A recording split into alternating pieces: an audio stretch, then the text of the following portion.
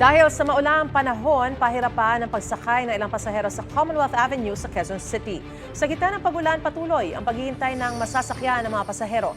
Sa bahagi ng Elliptical Road, may naiipon ng tubig sa kalsada. Nagkakaroon na rin ng pagbagal ng daloy ng trapiko roon. Ramdam din po ang malakas na ulan sa ilang bahagi ng Luzon.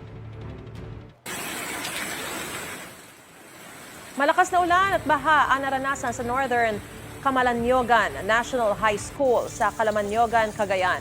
Inulan din ng malakas ang bayan ng Apari at kabilang sa mga naapektuhan ang Bukig National Agricultural High School. Inulan din ang San Vicente Elementary School sa bayan ng Gataran. Mula sa USCOP, nakaranas din ng ulan at baha sa Orion, Bataan. Ayon sa Pag-asa, habagat ang nagpapaulan sa Bataan. Ang ulan naman sa Cagayan ay dulot ng trough ng low pressure area. Dahil din po sa malakas na ulan, nagkaroon ng landslide sa barangay Katlubong sa Bugias, Benguet. Walang naitalang sugatan. Nagkaroon din ng pagguho ng lupa sa barangay Amganad sa Banawe, Ifugao.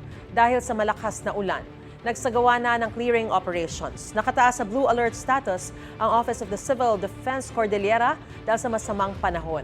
Nagpatupad naman ng one-way traffic sa bahagi ng Barangay Poblasyon sa Bauco, Mountain Province dahil sa banta ng landslide. Ayon sa Pag-asa, ang pag-ulan sa Mountain Province, Benguet at Ifugao ay dulot ng low pressure area. Igan, mauna ka sa mga balita, mag-subscribe na sa GMA Integrated News sa YouTube para sa iba't ibang ulat sa ating bansa.